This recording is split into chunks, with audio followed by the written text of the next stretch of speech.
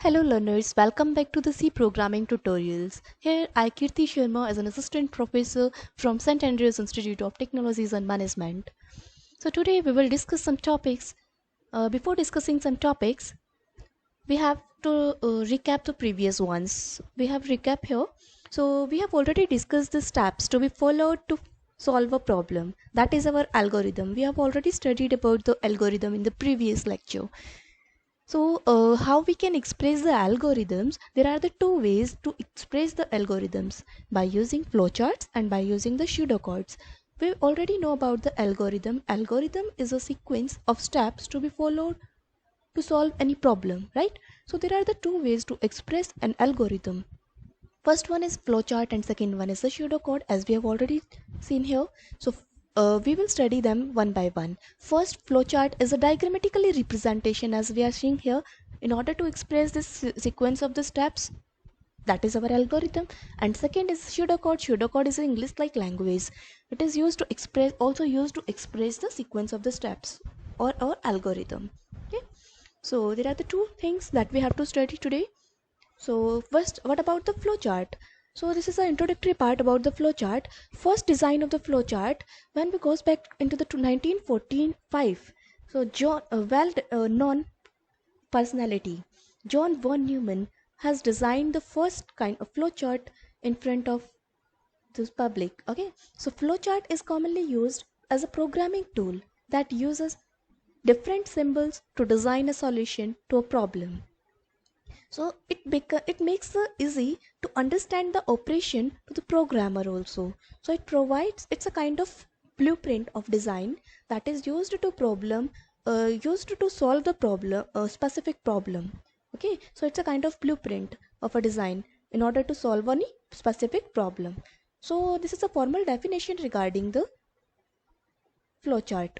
So basically, generally our flowchart is a diagrammatically representation to express the sequence of the steps, that is our algorithm. So what about the pseudocode? Next is pseudocode only. So the formal definition of pseudocode tells us it's a kind of informal way of programming description. It doesn't require here any kind of strict programming language syntax or any kind of technologies consideration. It's free platform, right? So it gives the programmer as a summary of a program flow, but it excludes the underlying details. Okay, so basically system designers used the pseudocodes to ensure the programmers to understand the software project's requirements. So it's the application of the pseudocode in the practical environment. Okay, so there are some advantages to use the flowcharts and pseudocodes. So flowchart is an excellent way of communication the logics of the program. First we have to understand the logic that I have already discussed with you. Logics are that we have created in the algorithm, right? So this is the best way to express the algorithm in the form of flowcharts because it makes it diagrammatically representation make it easy to understand and by the user. So how we have to write the coding with respect to the logic that we have written in the algorithm. So it's a kind of intermediator or platform in between the algorithm or the coding part, C program. Okay, it's very easy to analyze the problems with the help of flowcharts. Okay, so basically these are some advantages that belongs to the flowcharts. The advantages also for the pseudocode. It also acts as a bridge in between the programs and the algorithm as like flowchart. So it works as a rough documentation which makes the program developer uh, efficient, or it makes easy to understand the basic logic of the problem. Whatever is the problem for which we have to write the program, it pseudocode makes it easy to understand the main logic of that particular problem to the developer. So developer is easily able to make the programming syntax with the help of the pseudocode. So it makes the task of the programmer or developer easy. Okay, so in this sequence we have some different symbols that we have used in the flowchart. There are some symbols. So first one, this oval symbol is used to represent the start and end of the flowchart, and this uh, tilted rectangle is used to show the inputs and output operations, and this rectangle is used for the processing of the arithmetical operations and data manipulations. For example, if we have further examples here that we will discuss later, like addition of numbers to find the average of the numbers, that we will discuss by using these examples, these symbols. Okay, we will design the flow chart further.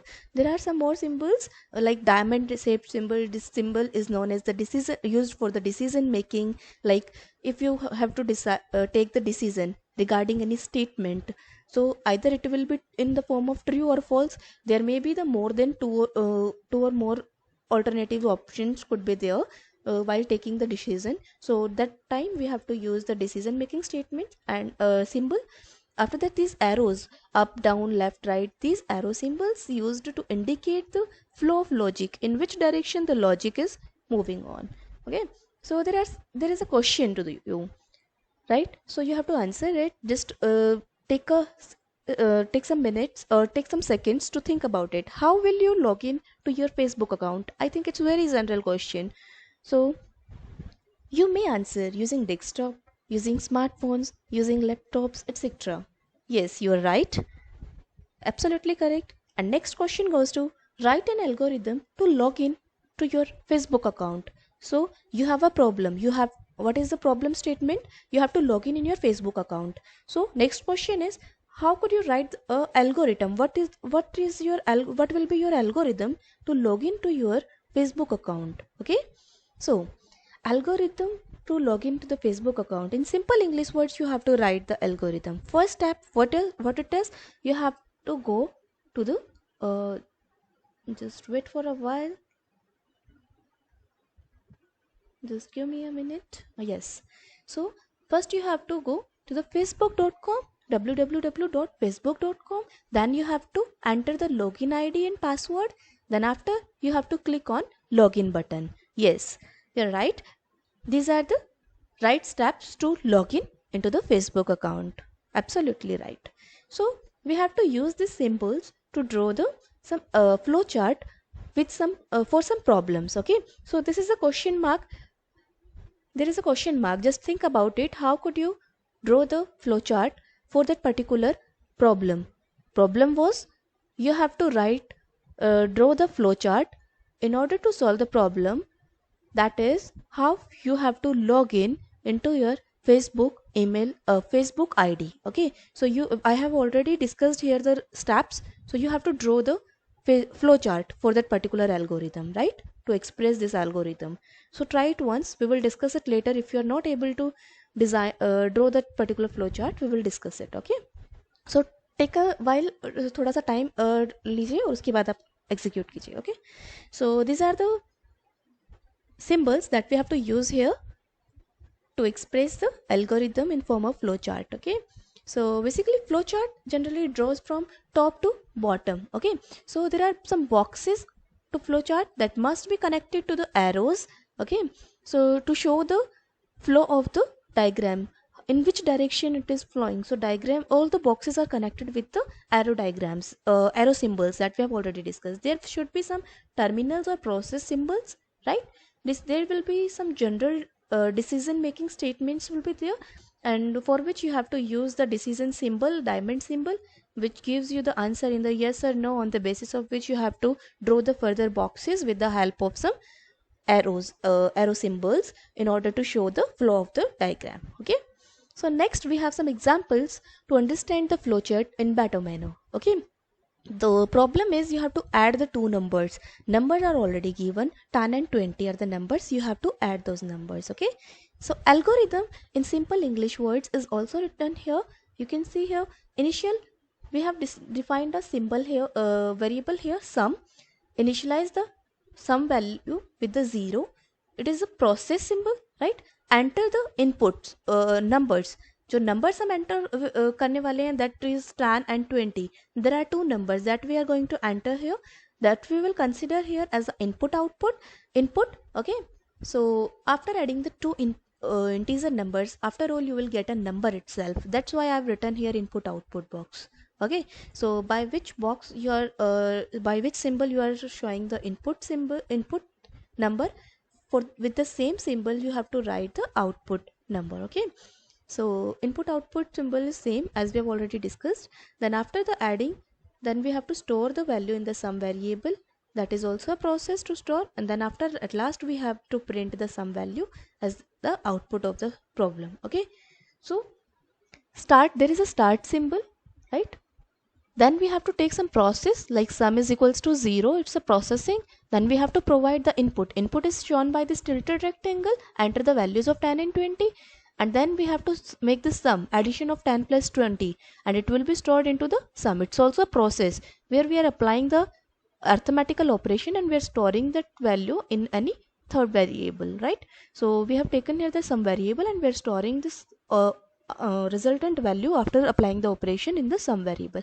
After that, with the help of the tilted rectangle as an output symbol, we are printing the value of the sum, whatever is it stored in the sum as output. So answer will be 30, and at last there should be the terminal as a stop. Okay, this ovular representation oblique symbol is representing the stop symbol. So starting, stopping, then rectangle is for processing, tilted rectangle is for the input output, right? And these arrow symbols are denoting here the flow of the flow chart, in which direction, top to bottom, right? So you feel free to rewind it if you are not getting the flow chart clearly. So just take the rewind of the video. Okay, so we have another example also. Find the sum of 5 numbers, right? We have 5 numbers and you have to provide the sum of the 5 numbers. Same thing as we are doing, we were doing the in previous example sum of 2 numbers. Here we are doing the sum of the 5 numbers, right? Initial, take the variable sum and initialize it with a 0. Same thing here, we are taking the 2 initial variables. Why is it so? For counting purpose we are taking the next count variable. Why? In the previous example we have taken only 2 numbers that are already given in the question, right? And here all 5 numbers are not given in the question. You have to take them as an input. Okay, so for that purpose we have taken an element n. With the help of n variable we have to provide the inputs. Okay, and count variable will do the increment in the numbers, like number 1 is entered, then next number count increment will be there, number 2 will be there, then you have to add the 2 numbers, then after number 3, number 4, number 5, up to number 5 it will do the addition and store the value in the sum. And then after, up to what time, up to with the less than 5 times, count value will be repeat. Okay, so it should be the less than 5. So on the basis of this condition, we the flow chart, in the flow chart we have to take the decision. Okay, if yes, then go to the step 2. If it count variable value is less than 5, then you have to go to the second step. Again you have to provide the value of n, that will be the next number, then do the same procedure, do the addition, then again check the condition. If it is true, then again go to the step 2. It will repeat 5 times, and when you get the value here count as a 5, then you have to come outside. If else as a statement that you have to use, like if it is true, then move on this condition. If it is false, then come here on the else part. Okay, so if you get the count variable value greater than 5 or equals to 5, because it started from the 0 itself, 0 to 4, 5 elements we have already entered, right? So after that, as we are printing here, when you are getting the 6th number, you don't have to add the 6th number also, because the question problem statement is you have to add the 5 numbers only. Whenever you have request to add the 6th number, then you have to come out and you have to show the answer as whatever is stored in the sum variable. Okay, so it was all about the algorithm. Same manner here it is representing the flowchart. Start symbol, this is the processing of the input variable, input output variables. Then again operations are applied here. Then decision making diamond shape condition is here. Here we have written the condition. If it is true, yes, then you have to enter again and again values, enter the, this loop is doing the sum of the 5 numbers. When you get the 6th number to enter, then you have to take the exit, because decision will tell you as the answer no, this condition is false. Whenever you get the answer count of the count value as 5 is less than 5, it's false, then it will show you the no part, and it will print the sum value, whatever will be there as the addition of the five numbers, and after that it have to stop here. Okay, I hope it is clear. If it is not clear, just rewind the video, it will be clear. Okay. Okay, so the next one, again one more example, it will give you the more clarity also, right? So it's a program here, problem statement here, to print the hello world 10 times, so for which we have mentioned the algorithm and the flowchart also, right? So one by one you have to print the hello world 10 times. So there is a single variable we have taken as the count, to count the, like, one time hello is printed, then next do the increment in the count. Increment means you are doing incremental order, like doing the plus one in count value. If it is 0, then it will update by 1. If you once print the hello world, then next time it will increment the value of the count, like once you have printed the hello world, next time the value of the count will be 2, next time 3, 4, 5, it will print up to the 10, right? So 0 to 9, 10 times you have printed the hello world with the help of this flowchart and algorithm that is given to you. Okay, I hope it is clear to all. Okay, so last one, that I have given you the task already, the draw the flowchart to log into the Facebook, right? So if you have already done, it's good. If you have not done, just make it clear here. So this is a flowchart to log in the Facebook ID, right? So just think it and just do the cross check, whoever done it, and if you are not done, then just take a snapshot from here and make it clear how to draw the flowchart. Okay, I hope it is clear with all. Like Facebook is a, this is the input thing that you have to provide as the input to log in into the email, your Facebook ID. Then you will get the home page, then you have some input as the given as email ID and password. If you are doing, you have to check it, your email ID and password is correct or not. If it is correct, then display the account and stop, because our target is to log in itself, right? If your login ID and password is not correct, then it will show an error, you have to again fill the email ID and password. I hope it is clear to everyone. Next we have the types of the softwares. Up to now we have discussed regarding the algorithm and how to express the algorithm with the help of flowchart and pseudocode. And the last I will give you some assignment task to draw the flowchart and write the pseudocode for the given problem statement. There are some problem statements in the last of the video, so take the screenshot and just try it out, try to draw the flowchart yourself. Okay, if you're getting problem, then we will discuss it later, or you can just contact me on any other social media, so like on WhatsApp group we will discuss it. Okay, if you have having any problem in any assignment task. Okay, so next thing that we have to discuss to understand the C programming basics, first we have to understand about the softwares. Like hardwares, we have already know about the hardwares like keyboards, mouse. These are the hardware parts like CPU, motherboards and all. So there are lots of type of there are two types basically of the software also, right? First is all about the system software, and next one is your application software, right? I hope all of you are aware about it. If you are not, that no need to be worried. So I am going to tell you about the system software and the application software. Basically the system software are the softwares that works as a like interface, which aids the user and the hardware to function and interact with each other. Like it's a kind of intermediator between the user and the hardware, right? For example, there are some examples for the system software, like operating system, your Windows, like Ubuntu, Linux, Windows 10, Windows 8, 9, XP. These are Linux, Unix, Ubuntu. These are the operating system itself, right? So these are the examples for the system softwares. Your device drivers, like your sound card reader and Wi-Fi drivers. All these kind of device drivers are the example for the system softwares. And the various type of the programming language translators and compilers are also designed with the help of the system softwares. Okay, right? So these all are comes under the categories of the system softwares.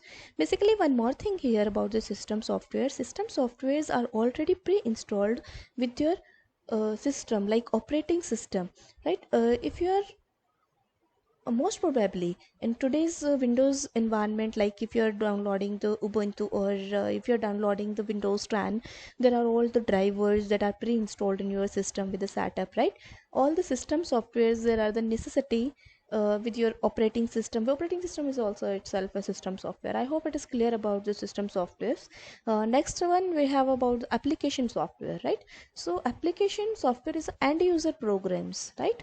So through which it helps the user in completing the task, as doing on the online research, like jotting down the notes, like alarming, setting alarming के लिए the app where whatever we have used for the setting up the alarm, it's also a kind of application software. All the apps that you have used in the like in your phone or desktop, for the graphics, designing the graphics, like playing games, there are lots of applications are there, right? There are some example of the application software, like your word processor, your MS Office Word, Excel. These are the examples for the application software. So database processors are there, multimedia softwares, your VLC media player and all, graphic softwares.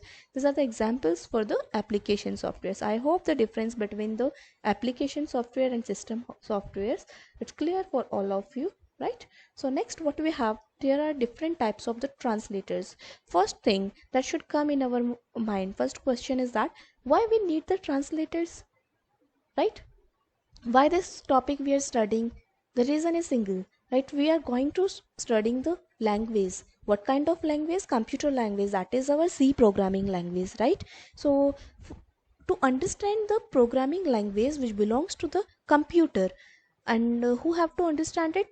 Human being knows the English language, like standard language like Hindi, English, like this. Machine language is totally human beings doesn't mean like binary coding is and all. It is possible to write the code in binary format, but it's very complex.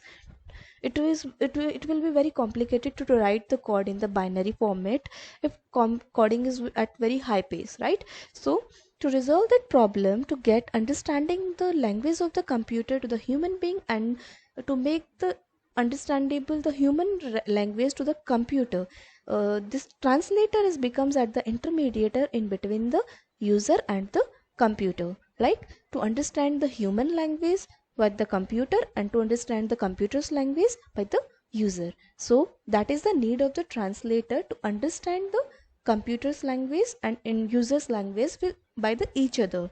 So it's a kind of intermediator in between them, right? So there are the three translators that we usually used: assembler, interpreter and compiler. We will study all these step by step, okay, right? So this one was all about, as I have already mentioned to you, right? So it's we have already covered this thing. So one more thing is there are three kinds of the language that we have to approach, like low level, mid level and high level language, right? So as you already know, I hope, low level language is machine dependent language, like zeros and ones form your binary language. It's low level language. What about the high level language? High level language is the language that is totally understandable by the users or humans. And last one is mid level language. Mid level language is belongs in between the low level and high level language, right? It behaves like the intermediator, like it approaches, it inherits the properties of the low level languages and approach to the high level languages, okay? So it's easy to understand by the human being also, and it's also relevant or reliable with the low level language. So it's a kind of intermediate level of the language, right, which can approach both, like system language also, and also can approach the user friendly also, right? So it's a kind of intermediate level of the language. Next we have about the translator. This is the introductory part of the translator. As a it's a converter which converts the source language to the destination language. Like we have the source language as human readable format, like English language, and destination language is like programming language, like system language is a binary language, right? So English language to the binary language, system language, right? So it's as an interface we have already discussed, like to understand the high level language. So it's a kind of software program, right? It's also a kind of software program, as we have already discussed that types of the softwares. There are types of software like application software and system software. So in system software we have already discussed that translator, we have various kinds of the translators we have as an example of the system softwares, right? So it's also a system software program that entirely depends on the languages that we are using. If we are using C programming language, it behaves as like the C programming translator. If we are using the Java, then it will react as a Java translator. Okay. So mostly we have to study the three types of the translator here: compiler, interpreter, and assembler. Then we have to study these three one by one. First one is a compiler, right? For we have some high level language, and there is an intermediate as the compiler, and low level language. It converts from high level language to the low level language. Basically, high level language is a program that is written by the user in English language by following some rules syntax of the programming language, right? Compiler provides the execution of the program in order by with the help of by taking the input, uh, by taking the data as some data as input, and it provides the output. Okay. So next one, it all about the it's all about the compiler, right? It converts like low level, high level to low level. It converts the complete source code into the object code at a single time, at a single point of the time, single instance of time, right? It belongs through the 3GL. 3GL means third generation language. Okay.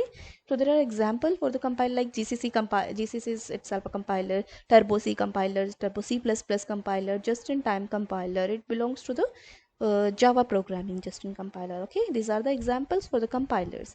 Next one we have interpreter. It's also a kind of translator that belongs to the category of the translator. It also converts the high level language into the low level language. We are already aware about the high level and low level, etc. If you are not clear with these things, then just go back and just revise this particular video once more. Just see this, and you will get it all things about the high level language and low level. Okay.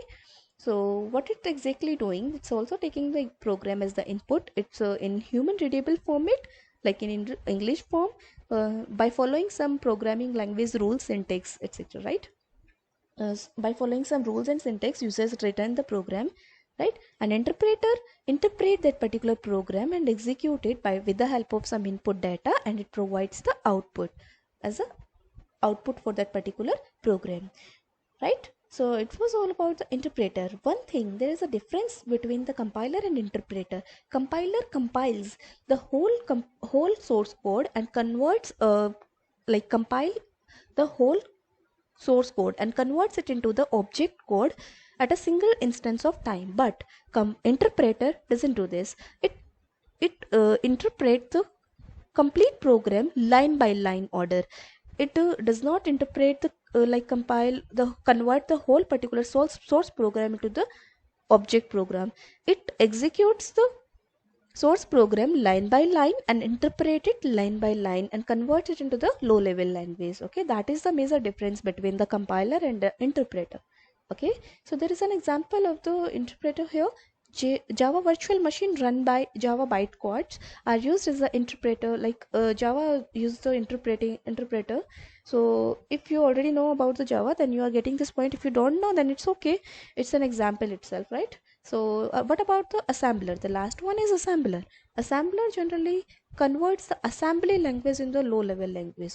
Now what about the assembly language? Assembly language, basically we have to understand first about the assembler. It's a also kind of computer program, like software program, or you can say system program, as like the previous ones, right? It interprets the software program written in assembly language to the machine language, because low level is the machine language itself that is written in the binary coding, like in form of the zeros and ones, right?